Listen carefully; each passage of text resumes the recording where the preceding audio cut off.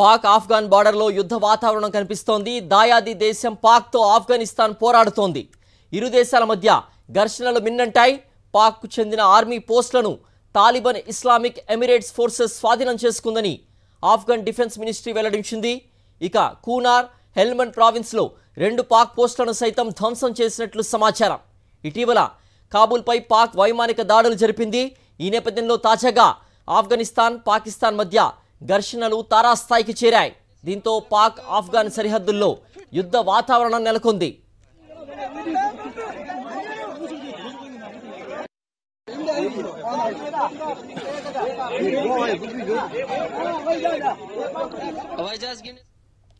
October 9న పాక్ ఆఫ్ఘన్లోని TTP chief Noor Wali Mohammad లక్ష్యంగా చేసుకుని వైమానిక దాడులు చేసింది.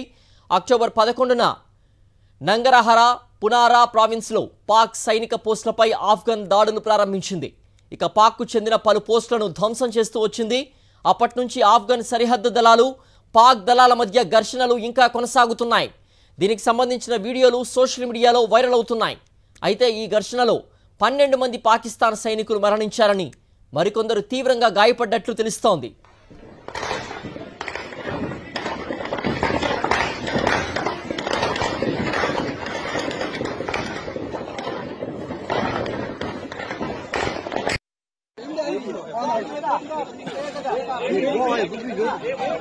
ఆఫ్ఘన్ సైనికులు ఇప్పటికే పాకిస్తాన్ సైనిక ఆయుధాలను కూడా స్వాధీనం చేసుకున్నారు. నిన్న రాత్రి కాబూల్లో జరిగిన 2 పేలుళ్ల తర్వాత తాలిబాన్ ప్రభుత్వం పాకిస్తాన్ సరిహద్దుల్లో వైమానిక దాడులు కూడా చేసింది. పాక్ ఆఫ్ఘన్ గగనతలాన్ని ఉల్లంఘించి డ్యూరాండ్ లైన్ సమీపంలోని పాక్టికాలోని మార్కెట్ ప్రాంతంపై బాంబు దాడి కూడా చేసింది. ఇది రెచ్చగొట్టే చర్యగా ఆఫ్ఘన్ తీవ్రంగా ఖండించింది.